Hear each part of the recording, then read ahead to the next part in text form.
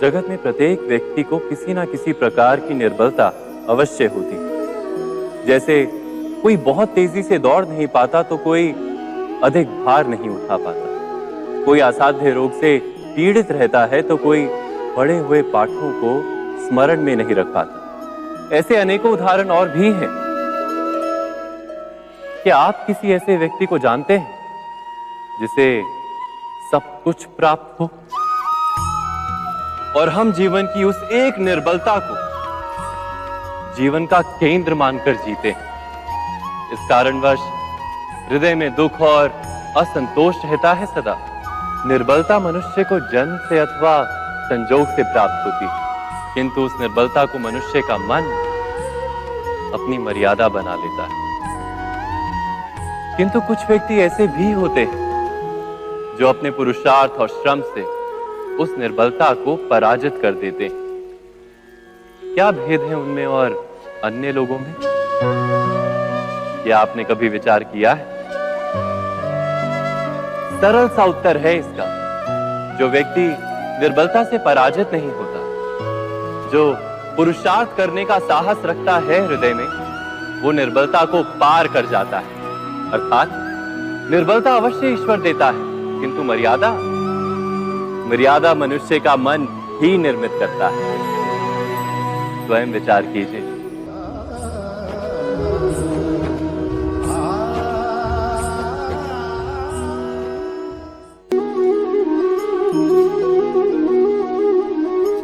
भविष्य का दूसरा नाम है संघर्ष। हृदय में आज इच्छा होती है और यदि पूर्ण नहीं हो पाती तो हृदय भविष्य की योजना बनाता है। भविष्य में इच्छा पूर्ण होगी ऐसी कल्पना करता रहता है, किंतु जीवन ना तो भविष्य में है ना अतीत में। जीवन तो इस क्षण का नाम है, अर्थात इस क्षण का अनुभव ही जीवन का अनुभव। पर हम ये जानते हुए भी इतना सा सत्य समझ नहीं पाते। या तो हम बीते हुए समय के स्मरणों को घेर कर बैठे रहते, या फिर आने वाले समय के लिए हम योजनाएं बनाते रहते हैं और जीवन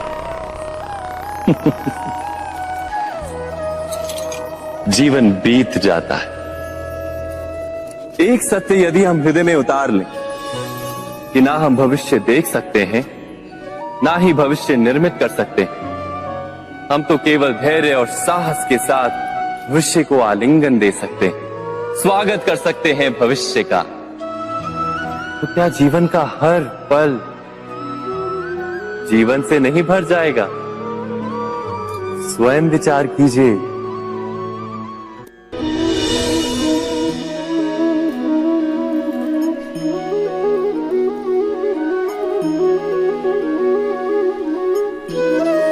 ज्ञान प्राप्ति सदा ही समर्पण से होती है, ये हम सब जानते हैं। किंतु समर्पण का वास्तविक महत्व क्या है?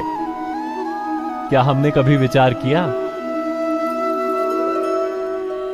मनुष्य का मन सदा ही ज्ञान प्राप्ति में विभिन्न बाधाओं को उत्पन्न करता है। कभी किसी अन्य विद्यार्थी से ईर्ष्या हो जाती है, कभी पढ़ाए हुए पाठों पर संदेह जन्मता है और कभी गुरु द्वारा दिया गया दंड मन को अहंकार से भर देता है। नहीं, क्या ऐसा नहीं होता? न जाने कैसे कैसे विचार मन को भटकाते हैं और मन की इसी अयोग्य स्थिति के कारण हम ज्ञान प्राप्त नहीं कर पाते। मन की योग्य स्थिति केवल समर्पण से निर्मित होती है।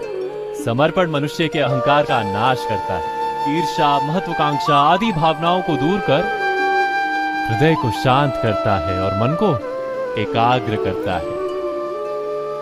वास्तव में ईश्वर की सृष्टि में ना ज्ञान की मर्यादा है ना ज्ञानियों की। गुरु दत्तात्रेय ने तो गाय और श्वान से भी ज्ञान प्राप्त कर लिया था। अर्थात विषय ब्रह्म ज्ञान का हो या जीवन के ज्ञान का या गुरुकुल में प्राप्त होने वाले ज्ञान का, उसकी प्राप्ति के लिए गुरु से अधिक महत्व है उस गुरु के प्रति हमारा समर्पण। क्या ये सत्य नहीं?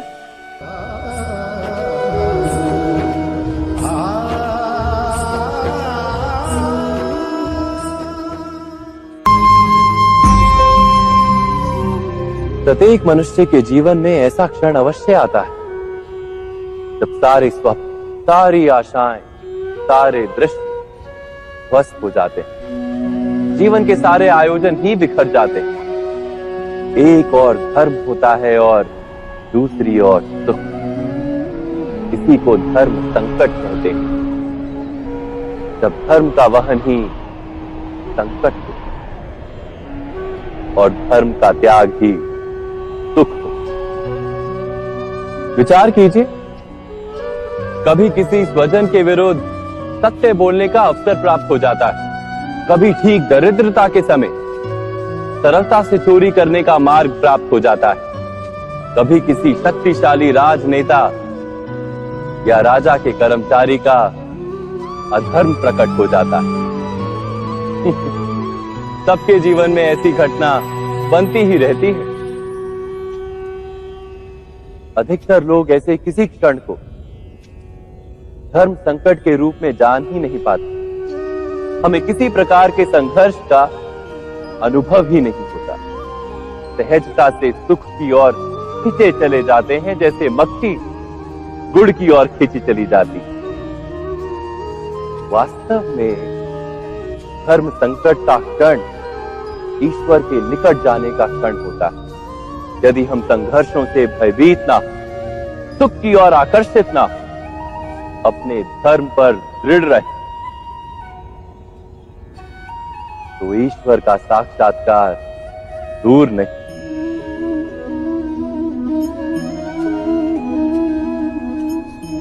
पवन से युद्ध करने वाला पत्ता यदि पेड़ से गिरता है तो भी आकाश की ओर उठता है।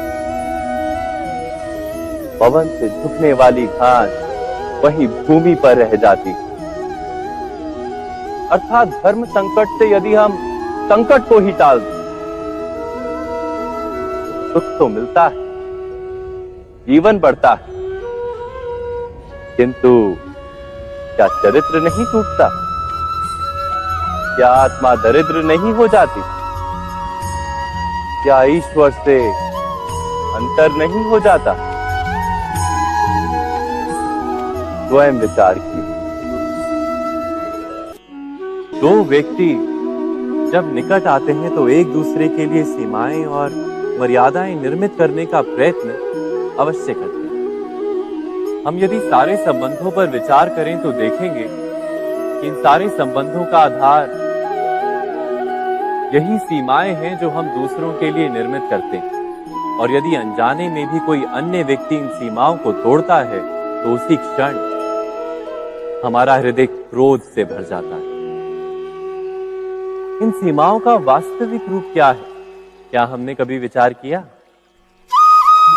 सीमाओं के द्वारा हम दूसरे व्यक्ति को निर्णय करने की अनुमति नहीं देते, अपना निर्णय उस व्यक्ति पर थोपते हैं, अर्थात किसी की स्वतंत्रता का अस्वीकार करते हैं हम। और जब स्वतंत्रता का अस्वीकार किया जाता है तो उसका हृदय दुख से भर जाता है, और जब वो सीमाओं को तोड़ता है तो हमारा हृदय क्रोध से भर जाता है। क्या ऐसा नहीं होता?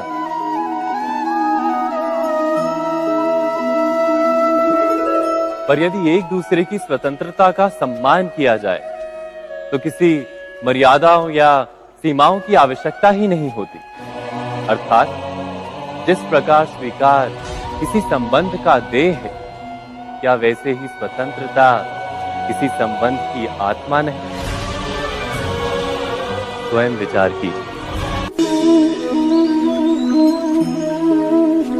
सबके जीवन में ऐसा प्रसंग अवश्य आता है कि सत्य कहने का निश्चय होता है हृदय में, किंतु मुख से सत्य निकल नहीं पाते। कोई भय मन को घेर लेता है। किसी घटना अथवा प्रसंग के बारे में बात करना या फिर स्वयं से कोई भूल हो जाए उसके बारे में कुछ बोलना, क्या ये सत्य है? नहीं, ये तो केवल तथ्य है। अर्थात जैसा हुआ था वैसा केवल बोल देना सामान्य सी बात है। किंतु कभी कभी उस तथ्य को बोलते हुए भी भय लगता है। कदाचित किसी दूसरे की भावनाओं का विचार आता है मन। दूसरे को दुख होगा ये भय भी शब्दों को रोकता है। तो ये सत्य क्या है? क्या हमने कभी विचार किया है? जब भय रहते हुए भी कोई तथ्य बोलता है तो वो सत्य कहलाता है। वास्तव में सत्य कुछ और नहीं, केवल निर्भयता का दूसरा नाम है। और निर्भय होने का कोई समय नहीं होता, क्योंकि निर्भयता आत्मा का स्वभाव है। अर्थात क्या प्रत्येक क्षण सत्य बोलने का क्षण नहीं होता?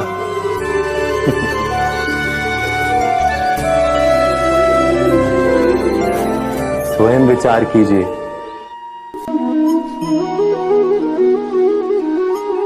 श्रेष्ठता का क्या अर्थ है? श्रेष्ठता का अर्थ है दूसरों से अधिक ज्ञान प्राप्त करना।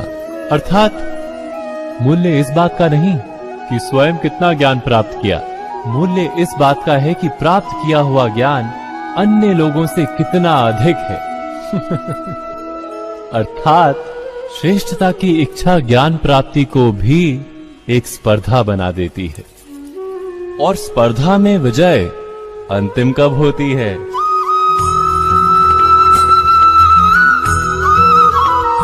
कुछ समय के लिए तो श्रेष्ठ बना जा सकता है, किंतु सदा के लिए कोई श्रेष्ठ नहीं रह पाता।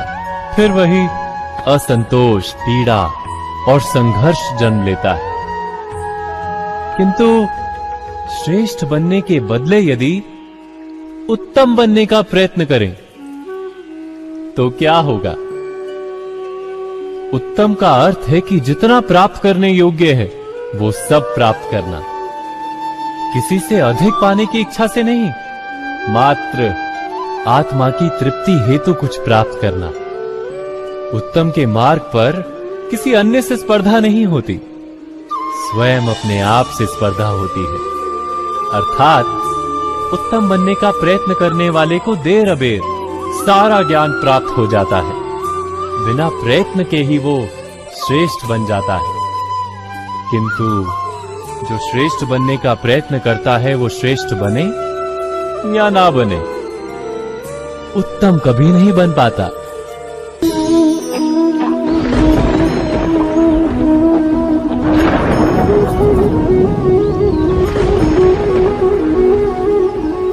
सपनों और पूर्वाभासों के आधार पर हम भविष्य के सुख दुख की कल्पना करते हैं।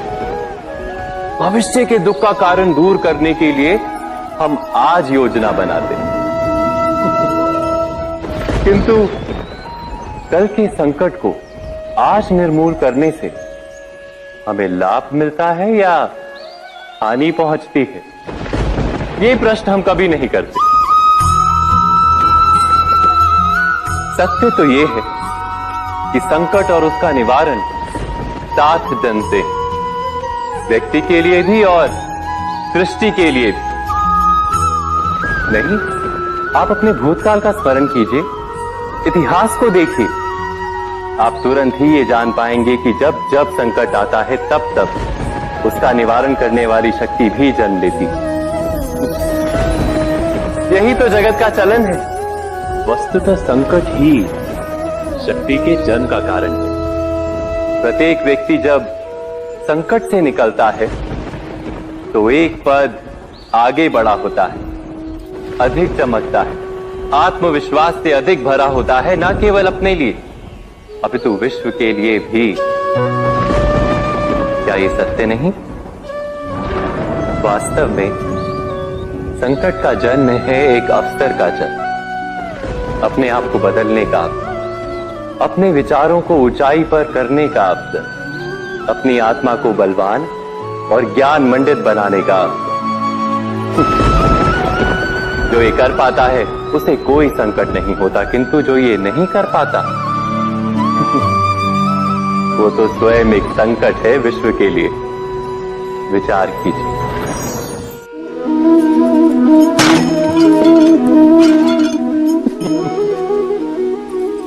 कभी कभी कोई घटना मनुष्य के जीवन की सारी योजनाओं को तोड़ देती और मनुष्य उस आघात को अपने जीवन का केंद्र मान लेता।